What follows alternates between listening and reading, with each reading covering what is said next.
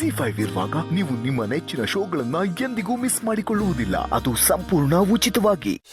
Ice ಕ್ರೀಮಾ? ನೀವು ice cream ಮಾಡ್ತಿದ್ದೀರಾ? ನಿಮ್ಮ ಮಾವನಿಗೆ ಐಸ್ ಕ್ರೀಮ್ ಅಂದ್ರೆ ತುಂಬಾ ಇಷ್ಟ ಅಂತೆ, ಮಾಡ್ಕೊಡ್ತೀರಾ ಅಂತ ಕೇಳಿದ್ರು, ಅದಕ್ಕೆ ಮಾಡ್ತಾ ಇದ್ದೀನಿ. ಅದಕ್ಕೆ ಅಮ್ಮ ಯೂಟ್ಯೂಬ್ ನೋಡಿಕೊಂಡು ಐಸ್ ಕ್ರೀಮ್ ಮಾಡ್ತಿದ್ದಾರೆ. ನೋಡಿದ್ಯಾ ಅಮ್ಮ ಅವ್ರಿಗೋಸ್ಕರ ಇಷ್ಟೆಲ್ಲ ಮಾಡ್ತಿದಾರಂತ? ನೀನು ಇದೆಯಾ? ನೋಡಿ ಅಮ್ಮ, ನಿಮ್ಮನ್ನು ತೋರಿಸಿ ಅಮ್ಮ ನೋಡು ಹಾಗೆ ಮಾಡ್ತಾರೆ, ಅಮ್ಮ ನೋಡು ಹೀಗೆ ಮಾಡ್ತಾರೆ, ನೀನು ಮಾತ್ರ ಏನು ಮಾಡಲ್ಲ ಅಂತ ಹಂಗಿಸ್ತಾನೆ ಇರ್ತಾರೆ. ಏಯ್, ಯಾಕೋ ನನ್ನ ಮುದ್ದು ಸೊಸೆನ ಹೀಗೆಲ್ಲ ಹಂಗಿಸ್ತೀಯ ನೀನು? ಹಾಂ, ಹಾಗೆ ವಿಚಾರಿಸಿ. ಏನು ಈ ಥರ ಗದರಿಸ್ಬಿಟ್ರೆ ಹೆದರ್ಕೋತೀನಾ? ಗಂಡನ ಮೇಲೆ ಸುಪಾರಿ ಕೊಡ್ತಿದ್ಯಾ? ಇಂಥ ಬೆದರಿಕೆಗಳಿಗೆ ಹೆದರೋನಲ್ಲ ನಾನು. ಅಮ್ಮ, ಇಷ್ಟಕ್ಕೆ ಬಿಡಬೇಡಿ, ಹವಾಜ್ ಹಾಕಿ. ಅದೇ ಮತ್ತೆ, ಹೆಂಗಸರು ವಿರುದ್ಧವಾಗಿ ನಿಂತ್ಕೊಳ್ಳೋದು ಒಂದೇ, ಐಸ್ ಕ್ರೀಮ್ನ ಬೆಂಕಿ ಮುಂದೆ ಇಡೋದು ಒಂದೇ. ಕರ್ಗೋಗ್ಬಿಡ್ತೀಯ, ಹುಷಾರು. ಹೌದೌದು, ನೀವು ಹೆಂಗಸರು ಕೋಪ ಮಾಡಿಕೊಂಡ್ರೆ ಕರಗ್ಲೂ ಬೇಕು, ಕೊರಗ್ಲೂ ಬೇಕು. ಏನು ಹೆಂಡ್ತಿ, ಅಮ್ಮನಿಗೂ ಮಗನಿಗೂ ಹತ್ತಿಸ್ಕೊಡ್ತೀಯಾ? ಆಮೇಲೆ ಸಿಗು ಇದೆ ನಿನಗೆ. ಆಮೇಲೆ ಏನೋ ಮಾಡ್ತೀಯಾ? ನನ್ನ ಸೊಸೆ ಜೊತೆ ನಾನು ಇರೋವರೆಗೂ ಅವಳನ್ನ ಯಾರು ಏನು ಮಾಡೋಕ್ಕಾಗಲ್ಲ. ಅವಳನ್ನೇನಾದ್ರೂ ನೋಯ್ಸಕ್ ಬಂದ್ರೆ ಏನು ಮಾಡ್ತೀರಾ? ಹೌದಲ್ವಾ? ನಾನು ಏನು ಮಾಡಲಿ ಪೂರ್ಣಿ? ಅಮ್ಮ, ಪೆಟ್ಟು ಕೊಡ್ತೀನಿ ಅಂತ ಹೇಳಿ. ಅದೇ ಮತ್ತೆ, ಪೆಟ್ಟು ಕೊಡ್ತೀನಿ. ಏನು ನೀವು ನನಗೆ ಪೆಟ್ಟು ಕೊಡ್ತೀರಾ? ಕೊಡಿ ನೋಡೋಣ.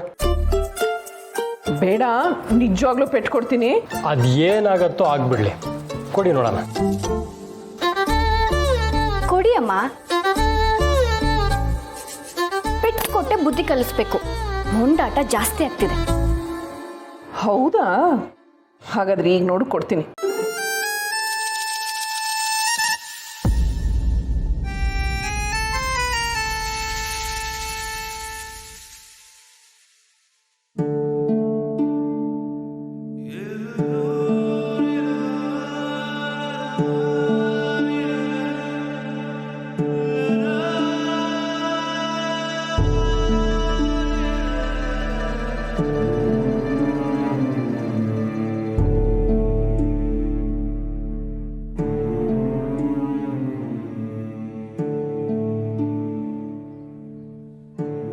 ಅವಿ, ಬೇಜಾರಾಯ್ತಪ್ಪ? ಅದು ನಾನು ತಮಾಷೆಗೆ. ಅಮ್ಮ,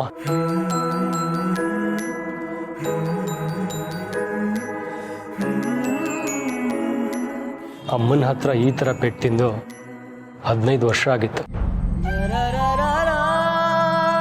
ತಾಯಿ ಆಡೋ ಪ್ರೀತಿ ಮಾತುಗಳಿಗಿಂತ ತಾಯಿ ಕೊಡೋ ಪುಟ್ಟ ಪೆಟ್ಟುಗಳು ಅಷ್ಟು ಹಿತವಾಗಿರುತ್ತಲ್ವ?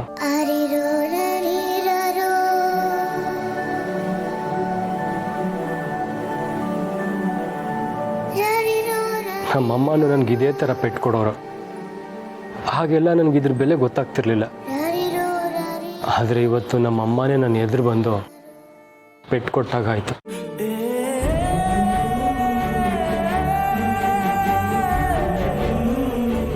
ಆದರೆ ಈ ಪೆಟ್ಟಲ್ಲಿ ತಾಯಿಗೆ ಮಗನ ಮೇಲಿರೋ ಪ್ರೀತಿ, ಕಾಳಜಿ, ಕೋಪ, ಅಧಿಕಾರ, ಮಮತೆ ಎಲ್ಲ ಇದೆ.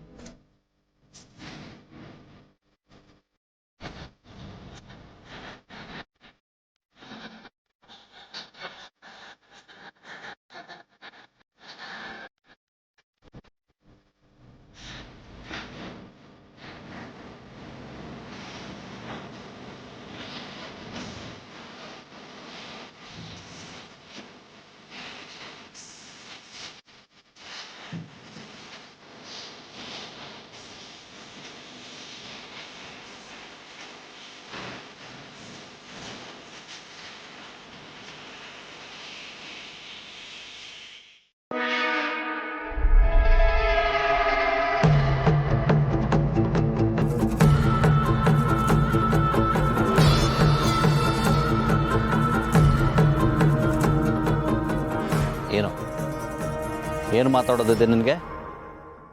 ನಾನಿನ್ ಕಾಯಲ್ಲ. ಒಂದೋ ಇರೋ ವಿಷಯನ ನೀನು ಮನೆಯವ್ರಿಗೆ ಹೇಳಬೇಕು. ಇಲ್ಲ ನಿನ್ನ ಬಗ್ಗೆ ಪ್ರತಿಯೊಂದು ಸತ್ಯನೂ ನಾನು ಮನೆಯವ್ರಿಗೆ ಹೇಳಬೇಕು. ಹೋ, ನಿರ್ಧಾರ ಮಾಡ್ಕೊಂಡೇ ಬಂದಿದ್ದೀರಾ? ಹಾಗಿದ್ರೆ ಸರಿಯಾಗಿ ಕೇಳಿಸ್ಕೊಳ್ಳಿ. ನಾನು ನನ್ನ ನಿರ್ಧಾರನ ಹೇಳ್ತೀನಿ. ಅವತ್ತು ನಂದಗಿರಿಯಲ್ಲಿ ಆಗಿದ್ದ ಆಕ್ಸಿಡೆಂಟ್ ಬಗ್ಗೆ ನಾನು ಯಾರಿಗೂ ಹೇಳಲ್ಲ. ಹೇಳಲ್ವಾ? ಸರಿ ಬಿಡು, ಇಷ್ಟು ದಿನ ಕಾದಿದ್ದೆಲ್ಲ ವ್ಯರ್ಥ ಆಯಿತು. ಹಾಗಂತ ನಾನು ಸುಮ್ಮನೆ ಇರಲ್ಲ. ನಿನ್ನ ಬಗ್ಗೆ ಪ್ರತಿಯೊಂದು ನಮ್ಮ ಮನೆಯವರಿಗೆ ಗೊತ್ತಾಗಲೇಬೇಕು. ನಾನೇ ಅವ್ರಿಗೆ ಹೇಳ್ತೀನಿ. ಇಲ್ಲ, ಈ ವಿಷಯನ ನೀವು ಯಾರ ಹತ್ರನೂ ಹೇಳಲ್ಲ.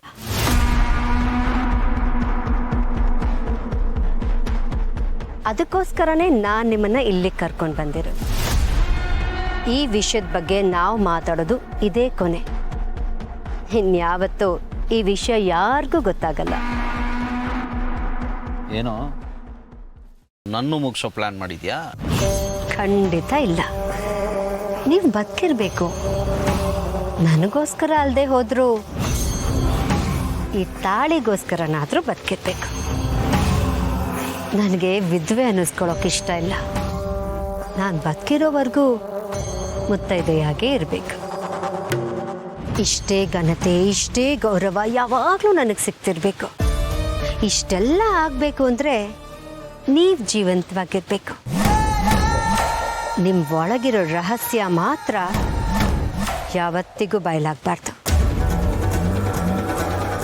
ನೀನು ಎಂಥ ರಾಕ್ಷಸಿ ಅಂತ ಗೊತ್ತಿದ್ದು ನೀನು ಮಾಡಿದ ತಪ್ಪನ್ನ ನೀನೇ ಒಪ್ಕೋತೀಯ ಅಂತ ನಾನು ಇಷ್ಟು ದಿನ ಕಾದಿದ್ದು ತಪ್ಪಾಗೋಯ್ತು.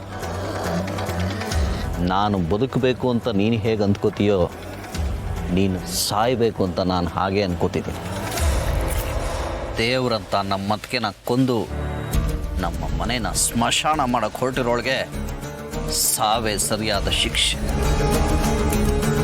ಹಾಗಂತ ನೀನು ಒಂದೇ ಸರಿ ಸಾಯಬಾರ್ದು. ನೀನು ಮಾಡಿರೋ ತಪ್ಪು ನಮ್ಮ ಮನೇಲಿ ಎಲ್ರಿಗೂ ಗೊತ್ತಾಗಿ ಅವಮಾನದಿಂದ ನರಳಿ ನರಳಿ ಸಾಯ್ಬೇಕು.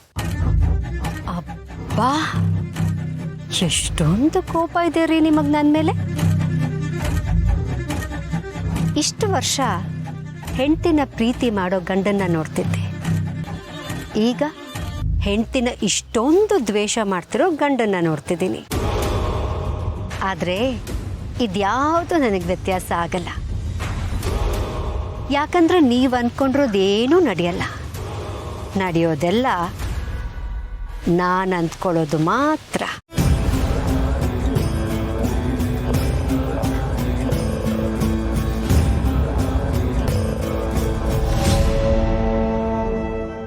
ZEE5 ಆಪ್ ಡೌನ್ಲೋಡ್ ಮಾಡಿ ಎಲ್ಲಾ ಸಂಚಿಕೆಗಳನ್ನು ಸಂಪೂರ್ಣ ಉಚಿತವಾಗಿ ನೋಡಿ.